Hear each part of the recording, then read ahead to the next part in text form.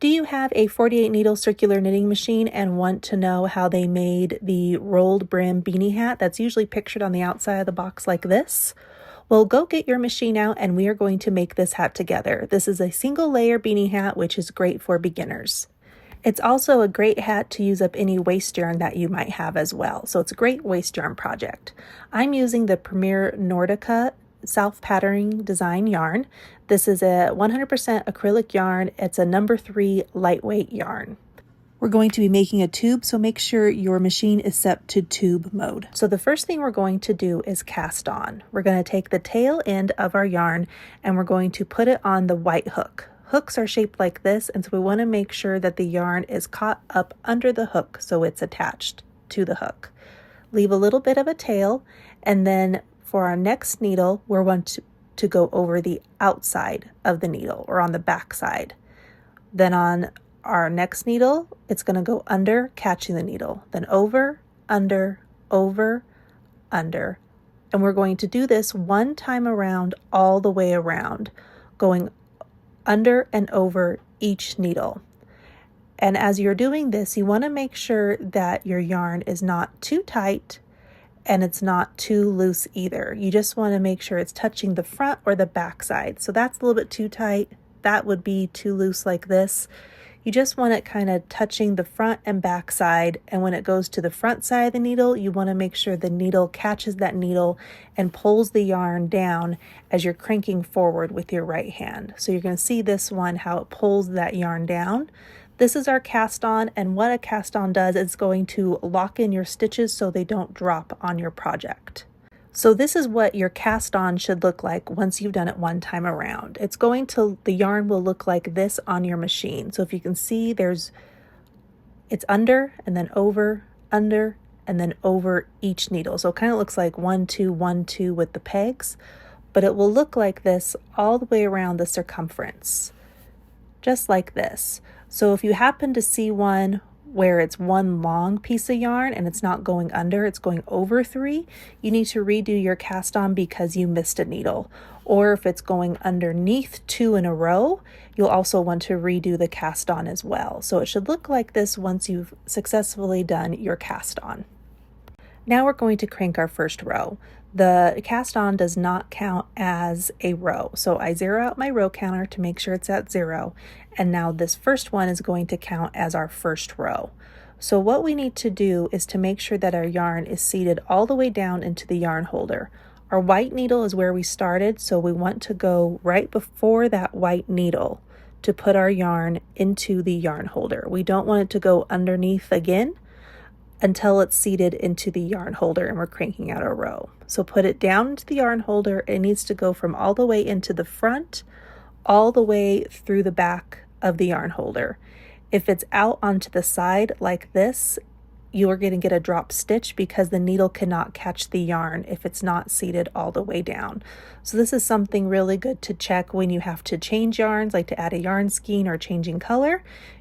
That's where I always usually mess up and don't double check this, and then I get drop stitches. So always check that before you start cranking your rows. It goes all the way down to the back. Next, we want to put our yarn in the yarn tension bar. It has 3 holes, 1, 2, 3, a small, medium, and large. As this is a number 3 lightweight yarn or a DK yarn, I'm going to put it in the smallest hole. Now, I don't use the yarn tensioner to do my tension. I more use it as a guide for the yarn to feed it up and in through the machine. And then I use my left hand as my tensioner. And so I just kind of hold it between my thumb and my pointer finger and see, I kind of pull it. I don't pull it super tight. I'm not holding down onto the yarn. I'm just kind of giving it barely a little bit of tension. So if you see that tension bar move, there's when I have tension on it and now no tension and it drops. So I just use a little bit of tension so it pulls up that tension bar and then it glides through my hand. The other reason I like to use my hand as my tension as well, an added benefit, is if you get a factory knot in your yarn skein, you're going to feel it go through your hand before it goes up and through your machine, which could bind the machine. It could break the machine if that factory knot goes through or just get caught snagged up in there. So I can feel it with my left hand. I can cut out that knot or undo the knot if need be before I continue cranking out more rows. So now to crank our first row, I use my right hand to crank forward and my left hand is holding on to the working yarn and it's creating that tension. And so we're going to go around one time all the way around to crank our first row. And so every needle as it's cranked around should have grabbed a piece of yarn and pulled it down into the machine to create a knit stitch. After your first row is now completely cranked out, this is how it's going to look like on your machine. I kind of call it X's and O's. So I call this the O and this an X. And it should look like O, X, O, X, O, X, every other one all the way around. And this is how you know it's been casted on correctly and the machine is making the stitches correctly as it goes around. So now at this point, if everything looks good, you can continue to crank out your rows. Let's talk a little bit about rows and sizing. So I'm going to do 80 rows. My head circumference is 21.5 inches head circumference. And this is a lightweight number 3 DK yarn. When you have thinner yarn, you're going to need more rows because it doesn't make your project as long. If I was using a number 4 worsted weight yarn, I'd probably do more like between 60 and 70 rows because it's a thicker yarn. And this is again for a single layer beanie hat. So that's why sometimes you need to play with how many rows you have because it does just depend on the yarn that you're using. So you can pause here and meet me back when your rows are complete. All right, I've just finished my 80th row and now we're going to cast it off.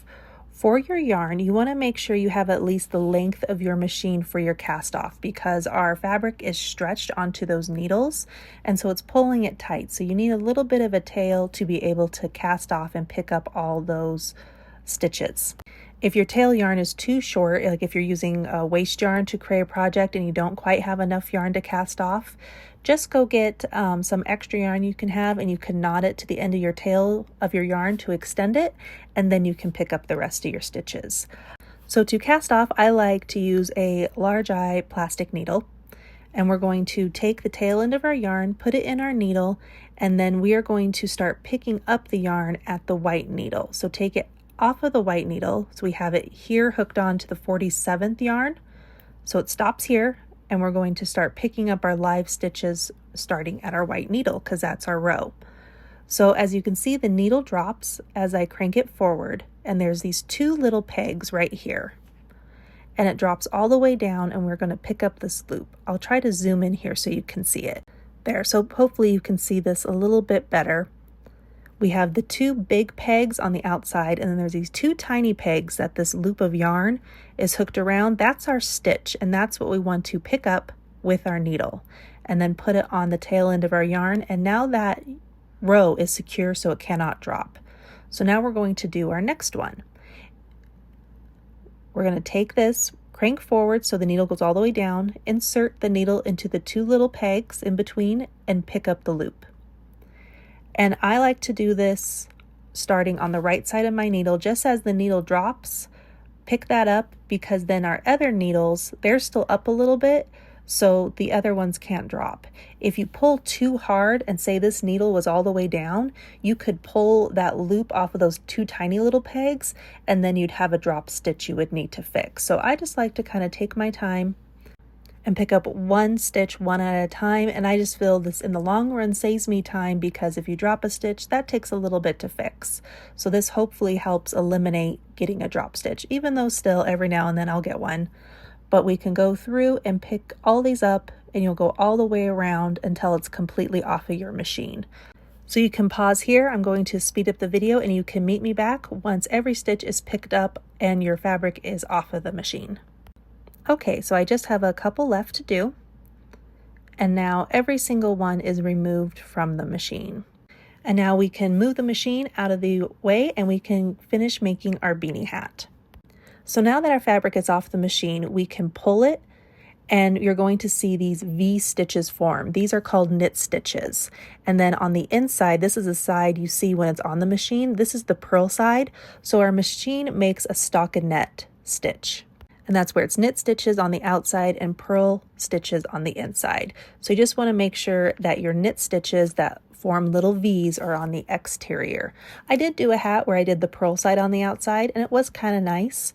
for just a different textural look, but for like traditional knitters, that is considered the wrong side. So now we're going to take our tube and we are going to cinch down the top of our tube. And this is just by taking the tail end of our yarn and we pull it tight to cinch it down like a drawstring. And it's going to kind of curl up those stitches, so you might just need to fiddle with it a little bit so you get all the stitches lined up really nicely. Pull it down tight to cinch it. Now we're going to take that large eye plastic needle again, put it on your needle, and then we're going to feed it down through the center of our hat where we closed it together, because we want to put the closing stitches onto the inside of our hat. So put it inside out. Now our working yarn is on the inside. And now what I like to do is first make a little knot just by picking up a stitch just to secure it into place. So there's my knot, tighten it down. And now what I'm going to do is I'm going to sew back and forth a few times to make sure the whole of the top of our hat stays closed, because after wearing the hat for a while, washing it, drying it, all that fun stuff that you do with your hat, that hole can open up. So we wanted to secure it to make sure it's closed nice and tight. And this is also kind of like weaving in our ends. So I do as many kind of as I can. I probably do this about 10 times or so, just sewing it back and forth, and then I'm going to knot it a few more times. So now I've sewed it back and forth a few times to make sure it's really secure, and now I'm going to do a few knots. So I'm just going to insert my needle with my thread, and then when there's that loop, I'm going to put my needle through the thread again just to make a knot. And I did that about 3 or 4 times. I'm going to cut my tail end of my working yarn a little bit shorter, so it's just not as much to do. And now I'm just going to finish weaving in the ends as much as possible through this. And because I've sewed it down tight, it's pretty thick fabric here, so weave in as much as you can, and then I'm going to cut off any excess. Next, we're going to work on the other end, or the brim of our hat. Now this is just a very simple rolled brim. So I'm going to put it back right side out, or knit side out, and we're just going to roll up the brim, and it kind of does it by itself. It makes this little roll, and where you're going to see the purl side of your stitches. So we just want to unroll it a little bit and find the tail end of our working yarn, stretch it out because we don't want to cinch it tightly, or else it's not going to fit on your head, or it'll feel like a rubber band around your head. And we're just going to secure this last stitch with using our large eye needle. I have the tail end of our yarn on the needle, and I'm going to pick up a couple of stitches at the bottom. We're going to loop it through, and I have my loop still, and now go through the loop we just made and then close it down to make our knot. And I'm going to knot this a few times, and I'm going to make sure it's not too tight. So I'm stretching a little bit because that knot can kind of move a little bit since I only have one. Now that it's not super tight and I still have nice stretch, I'm going to knot it down a few more times, and then you can kind of weave in your end here. So I'm just knotting it a few more times, and then I'm going to kind of weave in my ends with this in the stitches, and then we just roll it up. And so we roll up the brim a little bit, and there's how it looks. And so now you can kind of roll up that brim, try it on, and see how many rolls you want to make it to cover your ears, or to make it higher if you would like. You could also tack down the brim if you wanted to with a needle and thread, but once it's on and I have it kind of positioned where I want it, I don't find it moves very much on my head. So I hope you enjoyed this tutorial. Thank you so much for watching. Like and follow for more, and I hope you enjoyed making the rolled brim single layer beanie hat. Happy crafting, everybody.